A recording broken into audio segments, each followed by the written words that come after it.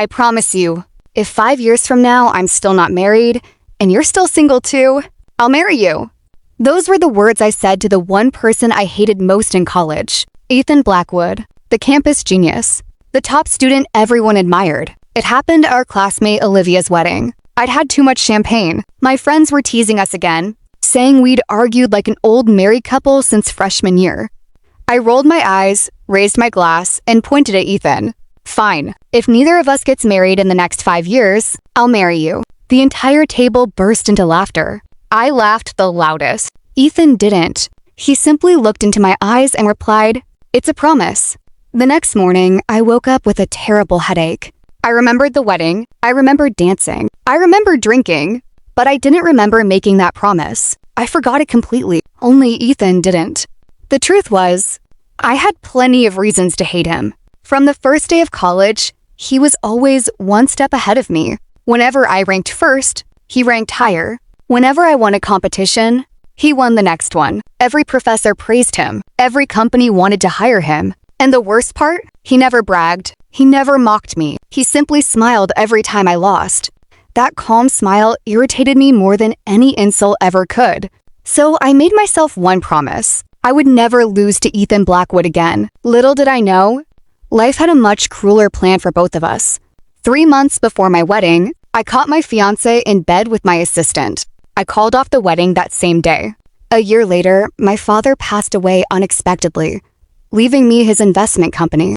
That's when everything started falling apart. Anonymous threats arrived at my office. Confidential files disappeared. Someone followed me home almost every night. I didn't know who to trust anymore, until one name came back to me. Ethan Blackwood. I stared at my phone for almost a minute. Should I really call Ethan? 5 years had passed since college. He wasn't the arrogant student I used to compete with anymore. He was Ethan Blackwood, one of the youngest CEOs in the country, the kind of man who owned luxury cars, a private security team, and a mansion that appeared in business magazines. If anyone could help me, it was him. I took a deep breath and pressed call. He answered almost immediately. "Emily?" His voice sounded calm. "I need your help." There was no hesitation. "Are you home?" "Yes." "Good. I'll be there in 30 minutes. Then his voice suddenly became serious. "Listen carefully. Lock every door. Close the curtains. And whatever happens, don't leave the house until I arrive." I frowned. "Is it really that serious?" "Yes." The line went silent. Then he added one last sentence. "I'm already on my way." The call ended. I locked the front door just as he said. 20 minutes passed. Then my phone rang again. Unknown number. I almost ignored it, but something told me to answer. A woman's voice came through the speaker. "Emily." My heart skipped. "Who is this?" "I worked for your father. He trusted me. I have something he wanted you to receive." "What are you talking about?" "I can't explain over the phone. Meet me at Riverside Park." She paused. "Come alone." Before I could ask another question, she hung up. A second later, my phone buzzed. A message, one photo. It showed a small silver USB drive. Under it were 6 words. "Your father died because of this." I felt my hands trembling. Could this be the evidence I'd been searching for? I looked at the clock. Ethan would be here in less than 10 minutes. I should wait. I knew I should. But what if the woman disappeared? What if this was my only chance? After a long moment, I grabbed my car keys. "I'm sorry, Ethan. I can't wait." 20 minutes later, I arrived at Riverside Park. The place was almost empty. A woman wearing a gray coat stood beside the lake. She looked around nervously. The moment she saw me, she waved. "Emily!" I hurried toward her. Before she could hand me the USB drive, her eyes suddenly widened. "Get down!" A black SUV sped onto the pathway. It wasn't aiming at her. It was aiming at me. I jumped back just in time. The woman shoved the USB into my hand. "Don't let them have it." Then she ran in the opposite direction. Instinct took over. I rushed back to my car. The SUV immediately followed. The chase had begun. I drove through crowded streets, taking every turn I could. Then another black car appeared from the side street. 2 cars. They were trapping me. My breathing became faster. I slammed the accelerator. Just one more intersection. If I could reach the main road. Boom! The world spun. Glass shattered. Metal screamed. Everything went dark. The first thing I heard was the steady beeping of a heart monitor. Then came the pain. It felt like my head was splitting apart. I slowly opened my eyes. Everything was blurry. White ceiling, white walls, a hospital. Beside my bed sat a man in a black suit. The moment he saw me awake, he stood up. Relief filled his face. He smiled. "Emily, you finally woke up." I stared at him. His eyes were red, as if he hadn't slept for days. I frowned. "Who are you?" His smile slowly disappeared. You don't remember me?" I shook my head. Then another question escaped my lips. "Why am I in the hospital?" Before he could answer, the doctor walked in. "Miss Carter, you've been unconscious for 3 days. You were involved in a serious car accident." I tried to remember. Nothing. Not the accident, not the park, not even my own name. My name is Emily?" The doctor looked at me in surprise. "You don't remember your own name?" I slowly shook my head. The doctor asked me a few simple questions. "How old are you?" "I don't know." "Do you remember your parents?" "No." "Do you remember where you live?" Again, I shook my head. The doctor's expression grew serious. He turned to the nurses, complete retrograde amnesia. My heart sank. "What does that mean?" "It means you've lost all of your memories." "Everything?" He nodded. "You may recover them, or they may never come back." The room fell silent. I looked at the stranger again. He was still standing beside my bed, watching me with eyes full of pain. The doctor finally spoke. "Mr. Blackwood, I think you should tell her." The man took a slow breath, then looked straight into my eyes. "My name is Ethan Blackwood." He paused. "I'm your husband." I stared at him in disbelief. "No, that can't be true. I don't even know who I am. How could I possibly have a husband?" Without saying a word, Ethan reached into his briefcase. He placed 3 things on my bed: a marriage certificate, a wedding photograph, and 2 wedding rings. Every document carried my name. Every photo showed me smiling beside him. I looked at the woman in the white dress. She looked happy. She looked in love. But to me, she was a complete stranger. I slowly raised my eyes to Ethan. "If everything you're saying is true, then tell me one thing. Why can't I remember loving you?" Before Ethan could answer, suddenly Ethan's phone vibrated. He looked at the screen. His expression changed instantly. Lucas rushed toward him. "Mr. Blackwood, we've searched the entire park. The woman is gone." Ethan frowned. "Gone?" "She disappeared before the police arrived." "But..." Lucas hesitated. "We found this." He handed Ethan a silver USB drive covered in blood. Ethan's face turned pale. They were too late. She managed to give it to Emily. "Get some rest." Ethan gently pulled the blanket over me. "I'll be right next door. If you need anything, just call me." I nodded.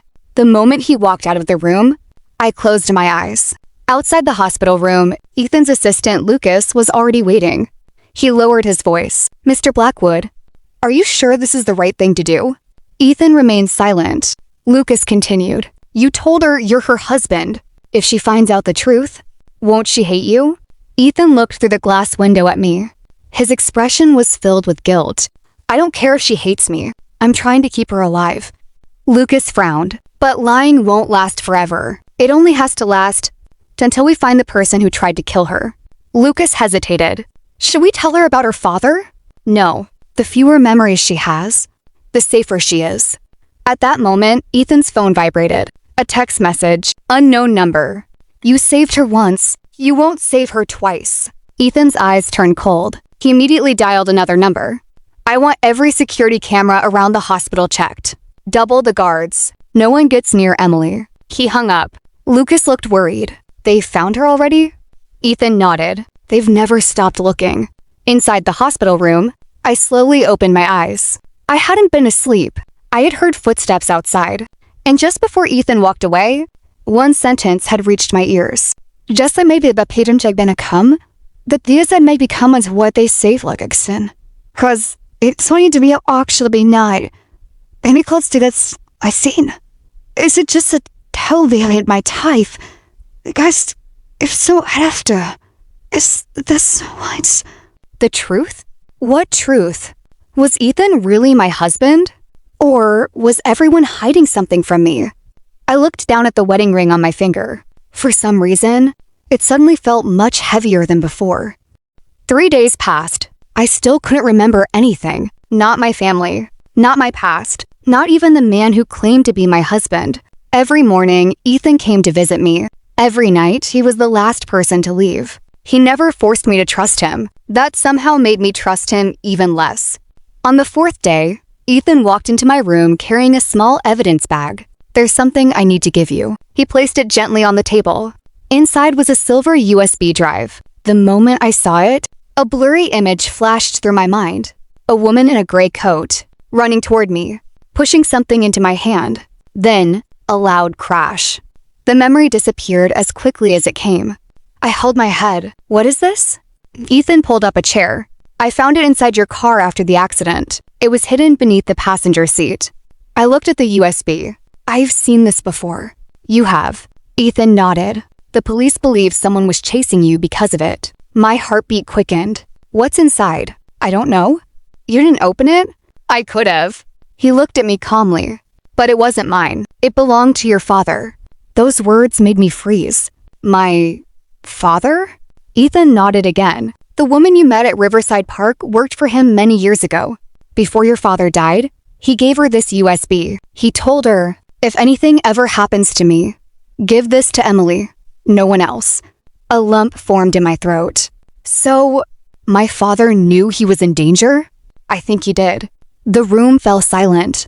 After a few seconds, Ethan slowly pushed the USB toward me. I had our IT team check it. It wasn't damaged in the crash. "I didn't look at the files. This decision belongs to you." I stared at him. For the first time, I believed he was telling the truth. With trembling hands, I picked up the USB, walked to the laptop, and plugged it in. Only one folder appeared. Its name was simple. "For my daughter." I slowly clicked it. Inside, there was only one video. I took a deep breath, then pressed play. The screen lit up, and my father's face appeared. He looked older than I remembered, and much more tired. He smiled gently. "Hello, sweetheart. If you're watching this, I'm probably gone." Tears rolled down my cheeks. Even though I couldn't remember him, somewhere deep inside my heart, I knew I had just lost someone who loved me. My father took a deep breath. "I know you have 1,000 questions, so I'll start with the most important one. I did not die of a heart attack." I froze. The room fell silent.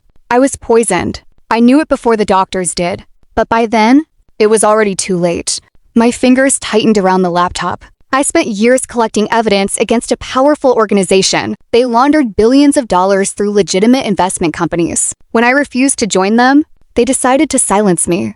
My breathing became heavier. They couldn't kill you immediately, so they chose another way. They stayed close. They watched you. They waited. Suddenly, every strange thing I'd been told about made sense. The missing documents, the anonymous threats, the black SUV. Someone had been watching me all along. My father continued, "If you're seeing this, it means they've finally made their move. They'll come after you next." He leaned closer to the camera. "There's only one person I trust. Ethan Blackwood." I instinctively turned toward Ethan. He remained silent. "I met Ethan 2 years before my death. He's the one who secretly helped me collect evidence. He risked everything to protect you. If I'm gone, trust him."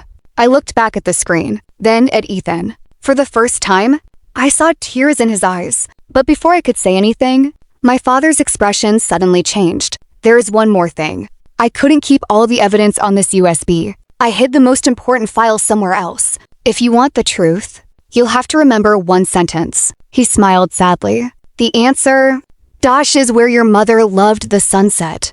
The video ended. The room became silent.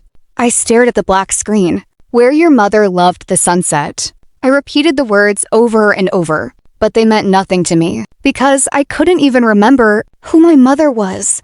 Just then, a loud explosion shook the entire hospital. The lights went out. Emergency alarms began screaming. Someone shouted from outside, "Protect Emily! They're here!" Ethan immediately grabbed my hand. His voice was calm, but urgent. "We have to leave." Ethan drove us straight to his mansion. The gates closed behind us. Only then did he let out a sigh of relief. For tonight, we're safe. I wasn't so sure. The attack at the hospital proved one thing. Someone wanted me dead, and they wanted my father's USB even more. That evening, Ethan placed a laptop on the table. "This is your father's last gift." I looked at him. "Stay. If there's something inside, I want you to hear it too." Ethan nodded. "I'm not leaving. I inserted the USB. Inside were hundreds of files, financial records, bank transfers, secret contracts. One folder was labeled, The Traitor. I opened it. The first photo appeared. I froze. The man was smiling beside my father. Who is he? Ethan answered quietly. Richard Collins. He was your father's business partner. After your father died, he stayed by your side. He helped you take over the company. He protected you from the board. You trusted him like family. I clicked the next file. It was a video recorded by my father. My dear Emily, if you're watching this, I'm gone. The man in those documents is Richard Collins. I treated him like a brother. He betrayed me. He poisoned me slowly. After I die, he'll pretend to protect you. Don't believe him. He doesn't want the company. He wants this USB. Inside it is every piece of evidence that can destroy him. The video ended. The room fell silent. I looked at Ethan. So everything. Doppy said of this USB. Ethan nodded. Yes. And now he knows we have it. Almost at that exact moment, the mansion alarm began screaming. Lucas rushed into the room. Mr. Blackwood, they're here. Ethan stood up immediately. Take the USB. What about you? I'll hold them off. Before I could answer, the front doors exploded inward. Armed men flooded the mansion. The hunt had reached its end. Gunshots echoed through the mansion. Ethan pushed me toward a hidden hallway. Go. I won't leave you. You have to. If Richard gets that USB, your father's death means nothing. Lucas grabbed my arm. This way. Reluctantly, I followed him. Behind us, I heard Ethan fighting. Then, silence. We escaped through a hidden tunnel beneath the mansion. 10 minutes later, police sirens surrounded the estate. Richard and his men were trapped. The USB was handed over to the police. Within hours, every file inside was verified. The bank records, the fake companies, the poison reports. Everything pointed to one man, Richard Collins. By sunrise, he was under arrest. As officers led him away, he looked at me and smiled. You won today, but only because of your father. I said nothing. I simply watched the police car drive away. It was over. Finally! A week later, I was finally discharged from the hospital. Richard Collins had been arrested. The nightmare was over. Ethan drove me home. When we reached my apartment, he carried my luggage inside and stood quietly by the door. There's something I need to tell you. I looked at him. He took a deep breath. The wedding photo, the rings, the marriage certificate, they were all fake. I froze. I had them made while you were unconscious. I needed everyone to believe you were my husband, so Richard would focus on me instead of you. You lost your memory. I couldn't let you face that danger alone. My eyes slowly lowered. So, we were never married? He smiled bitterly. No, we were just classmates. I protected you because I wanted to. He took a step back. Now it's over. You're safe, and you're free to live the life you want. He gave me one last smile. Goodbye, Emily. This time, he didn't wait for an answer. He quietly closed the door behind him. The apartment was silent. I began putting my things back in place. As I opened an old novel, something slipped onto the floor. A photograph. It was taken at Olivia's wedding 5 years ago. In the picture, Ethan and I were standing side by side. Neither of us was looking at the camera. We were looking at each other and smiling. I turned the photo over. My breathing stopped. In my own handwriting were the words, "If we're both still single in 5 years, I'll marry you." A few broken memories flashed through my mind. Champagne, laughter, his eyes. In my own voice, it's a promise. Without another thought, I grabbed the photo and ran outside. I found Ethan beside his car. He looked surprised to see me. Emily? I held the photograph in front of him. I don't remember if I hated you. I don't remember if we ever fell in love. I don't remember if we ever held hands or if we ever kissed. I smiled through my tears. But after everything we've been through, I know the man standing in front of me is someone worth trusting. I pointed to the words on the back of the photo. The promise I made 5 years ago, does it still count? Ethan looked at the photo for a long moment, then back at me. It always did. I slowly reached out my hand. I may not remember our past, but I'd like to find out what our future looks like. Without saying another word, Ethan gently took my hand. Our fingers intertwined. This time, not because of a promise made in the past, but because we had chosen each other. Again?